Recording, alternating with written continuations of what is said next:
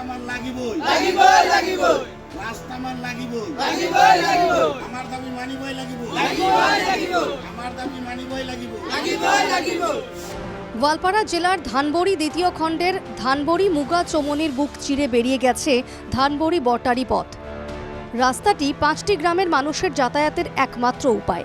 অভিযোগ, একাংশ মানুষ জেসিবি লাগিয়ে কেটে ফেলেছে সেই গুরুত্বপূর্ণ রাস্তাটি।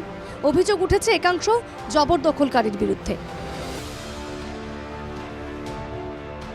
যাতায়াতের একমাত্র রাস্তাটি জেসিবি লাগিয়ে কাটতে গেলে গ্রামবাসী বাধা দেয়, কিন্তু তাতেও কোনো লাভ হয়নি বলে অভিযোগ।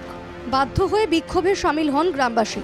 শীঘ্রই সমস্যা সমাধানের জন্য জেলা প্রশাসনের কাছে দাবি জানান তারা। দুখন স্কুল আছে, আরো এখন বাজার আছে। আমি এই রাইজে কিন্তু সারাদিন হাজিরা করি, আমি যাই বাজারত যাই কিবা কিনি করি আনি।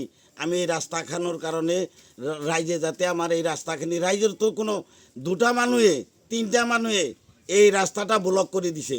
এই 3টা মানুষ বিচারটা আপনালোকে করে দিবা লাগে। এলাকার অধিকাংশ মানুষ গরিব দিনমজুর। এসব গরিব পরিবারের ছেলেমেয়েরা রাস্তা বন্ধ হয়ে যাওয়ায় স্কুলে যেতে পারছে না।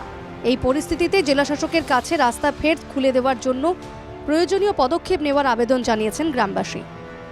সরকার তথা আমার গোয়ালপাড়া জেলার উপায়ুক্ত মহোদয়, আমার এটাই আহ্বান যাতে আমার এই রাস্তাখন যাতে মুকলি করে দিয়ে যাতে আমার স্কুলের ল'ৰা ছোৱালীক অলপ সুবিধা করে।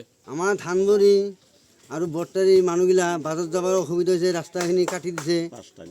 5টা গাঁৱৰ মানুহ আহিব নোৱাৰে। দয়া কৰি চৰকাৰে অনুৰোধ যাতে ৰাস্তাখন আমাৰ মুকলি কৰি দিয়ে।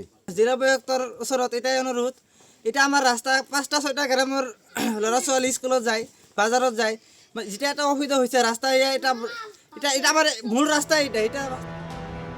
গ্রামবাসীরা জেলাশাসকের কাছে রাস্তা চালুর দাবি তুলেছেন। জেলা প্রশাসন এখন কি পদক্ষেপ নেয় সেটাই দেখার।